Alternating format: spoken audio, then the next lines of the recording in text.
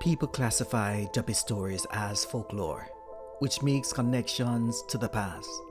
The reality is that Duppy stories in Jamaica highlight the creativity of our population. These stories are aimed to entertain, scare the weak-hearted, and comment on social issues. The Learning Journey is pleased to present in association with Turn It Up Tuesday, hosted by Ross Audio. Did you know? This week, our topic is stories about Jamaican Duppies. Duppies only walk at night. Jamaica's rich history and unique blend of cultures have given rise to several fascinating beliefs regarding spirits and encounters with the afterlife. According to Professor Chevannes of the University of the West Indies, who studied Jamaican culture, many people in Jamaica believe that Duppies rest in the day, roam at night, and must find their tombs and graves before sunrise. They never walk with 2 feet on the ground, and they cannot count beyond the number 3. While many people fear Duppies, many believe that their religion will safeguard them and prepare them to conquer any Duppy. Bob Marley had no fear. He stated in his song that he was a Duppy conqueror, suggesting he was shielded and strong enough to prevail in the supernatural world of Duppies, with the help of Rastafari, of course. It is often assumed that Jamaica and the Caribbean originally had Christian beliefs. But the reality is that the captured Africans had their religion, and many of them were forced into Christianity. Despite this, many would find a way to practice their beliefs.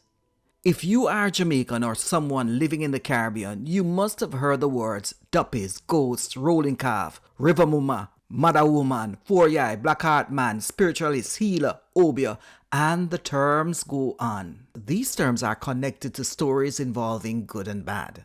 Many Jamaicans are quick to say, yes, we are indeed superstitious.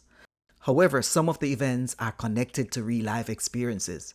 These beliefs can be traced back to various sources. Some can be traced back to the remnants of the island's original inhabitants. Others stem from African traditions that enslaved people brought over with them during the peak of the transatlantic slave trade. I came across information written over 100 years ago. The information stated that conversations on Duppies in Jamaica was an important part of people's daily lives. The information went on to say that Duppies were talked about regardless of who you are or your social standing. The writer also mentioned the term rolling calf. So many stories have been told about rolling calves, a horrible creature that travels the hillside and creates terror. A rolling calf has fire in its eyes and a chain that makes noise. Back in my days, I heard stories about men coming from the rum bar, driving on a road and seeing the rolling calf. It was always the man under his liquor who would tell these stories. According to the folklore, which is of course Jamaican culture, running up a hill is the only way of escaping a rolling calf. Yes, rolling calves are not able to go uphill. Jamaicans like to talk about spirits. Even today, some Jamaicans who like someone as a friend will say, "Me spirit take them," meaning they like the person's ways. However, there is more of a deeper connection to the spirit issue. Many Jamaicans have reported seeing or interacting with spirits or ghosts. They often describe them as Duppy. According to one researcher who published his work in 1934, he stated that Jamaicans believe that all people living and dead have Duppies.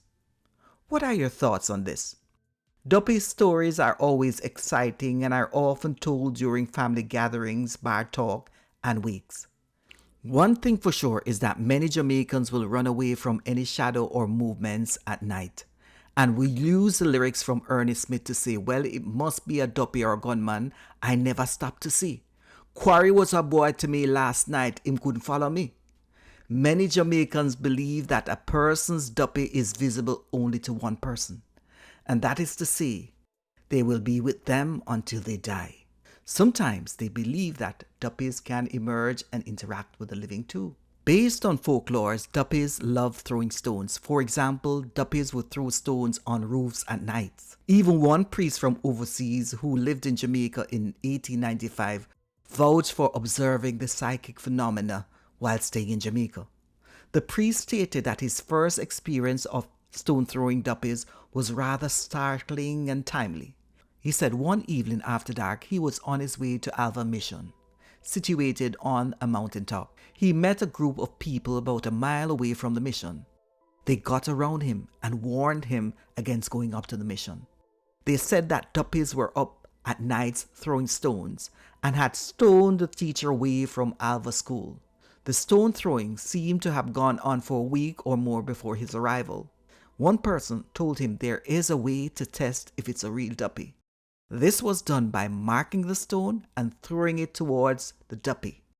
If the marked stone was thrown back, it was a real Duppy. The same priest was warned not to sleep in the mission. However, he decided to ignore the warning. That night, a little boy who was sleeping in the hall got up and went to the priest to tell him that there was a lady and gentleman outside wanting to see him. The boy pointed to the section where the visitors were. However, there was no one there. Seeing this, the boy was so scared he could not be persuaded to sleep alone. In another case, a man living near the priest came for counsel. He said that every night the Duppies came and knocked on his door from sunset to sunrise. He tried to kill one of the Duppies, but the gun did not go off. The reality is you can't shoot a Jamaican Duppy.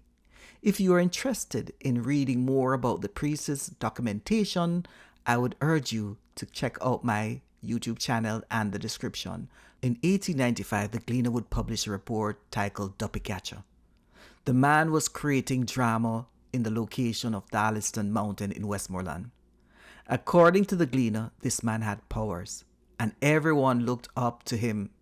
The Duppy Catcher reportedly lit fires, walked around the community, around the mill, and many believed that his actions eradicated Duppies. Duppy stories are connected to the afterlife and are just part of the Jamaican culture. While many of these stories have been removed from our dominant culture, remember we need to revisit them.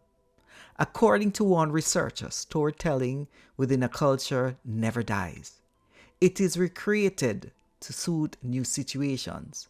However, I am worried about that, and you should be too. Because today in Jamaica, there's talk about god rings and spirits that live in these rings. However, that's for another presentation. Maybe it's time once again to share these old Duppy stories. It may just help the current generation understand the context and the struggles within these stories. Over to you, Rossi.